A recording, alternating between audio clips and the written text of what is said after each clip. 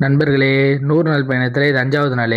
விடிய காலைல பதிவு கூட எடுக்காம சஹர் சாப்பாட சாப்பிட்டுட்டு தூங்குனவன் தான் 9 மணிக்கு தான் எந்திரிச்சேன். அப்புறம் என்ன பண்றது, டியூட்டிக்கு போகணும்னு தலையில அடிச்சுட்டு உட்காந்துட்டேன். 9 மணிக்கு வீட்டை விட்டு கிளம்பிட்ட டியூட்டிக்கு ஒரு 10 மணிக்கு போய் சேர்ந்துட்டேன். இன்னைக்கு பஃபர் ஸ்டாக் இன்டென்ட்ங்கிறனால கவுண்டர் எந்த அளவு ஃபுல் பண்ணி வைக்கிறோமோ அந்த அளவு நல்லது நமக்கு. அந்த வேலையெல்லாம் பார்த்துக்கிட்டே இருக்கும்போது நாகப்பட்டினம் ஓபில இருந்து ஒரு போன். தம்பி, இங்க ஓபி பார்க்க யாரும் இல்ல, நீங்க மட்டும் வந்துருங்க அப்படின்னு சொல்லிட்டாங்க. நான் மறுபடியும் கேட்டேன், நான் மட்டும் தானா சார் அப்படின்னு சொல்லி கேட்டதுக்கு, நீங்க மட்டும் தான் தம்பி அப்படின்னு சொல்லிட்டாங்க. சரி, என்ன பண்றேன்னு சொல்லிட்டு நடையப்பட்டு ஓபிக்கு போய் சேர்ந்துட்டேன். அங்க போனா 11 மணில இருந்து 2 மணி வரையும் டியூட்டி பார்த்தா போதும் தம்பின்னு சொல்லிட்டாங்க. அதோட அங்க ஓபியை முடிச்சுட்டு லோஹர் தொழுவைக்கு கிளம்பிட்டேன். அப்புறம் இந்த ரம்லான் மந்தத்துல நல்ல துவா கேட்டுங்க, கேட்கறது கிடைக்கும். அப்புறம் தொழுதுட்டு வந்துட்டு நம்ம டியூட்டி பார்த்தோம்ல சர்ஜிக்கல் ஸ்டோர், அங்க கொஞ்சம் வேலைங்க இருந்துச்சு. அது எல்லாத்தையும் முடிச்சு விட்டுட்டு பேசிக்கிட்டே நடைய போட்டுட்டு என்ட்ரன்ஸ் கேட்டுக்கு போயாச்சு. அதோட நண்பர்கள் காடியை தட்டிட்டு வந்தாங்க, அவங்க கூட தொத்திக்கிட்டு போயிட்டேன். அப்புறம் வீட்டுக்கு போயிட்டு இஃப்தாரை முடிச்சுட்டு அப்புறம் இன்னைக்கு நைட்டு நம்ம நண்பர் வந்தா வாழ வைக்கும் ஊருக்கு கிளம்பிட்டாப்ல.